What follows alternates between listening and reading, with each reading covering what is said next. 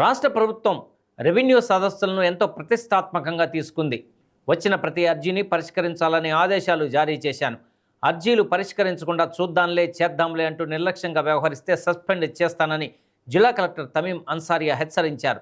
Markapuram sub collector Venkata త్రివినాగ్తో కలిసి తర్లుపాడు తహసీల్దార్ కార్యాలయాన్ని జిల్లా కలెక్టర్ ఆకస్మికంగా తనిఖీ చేశారు. కార్యాలయ రికార్డులను పరిశీలించారు.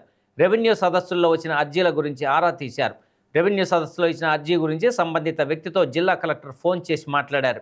అధికారులు మీతో మాట్లాడారా, మీ సమస్యను అడిగి తెలుసుకున్నారు. రెవెన్యూ సదస్సులో వచ్చిన అర్జీలను ర్యాండంగా తాను ఫోన్లో మాట్లాడతానని జిల్లా కలెక్టర్ తెలిపారు.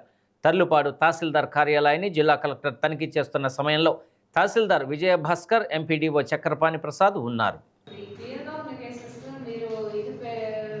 సో ఈరోజు తర్లుపాడు మండలంలో రెవెన్యూ సదస్సులు వచ్చిన అర్జీలు ఎలా డిస్పోజల్ చేస్తున్నారు పైన సడన్ ఇన్స్పెక్షన్ చేయడం జరిగింది.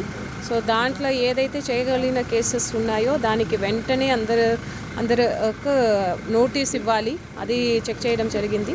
అదేవిధంగా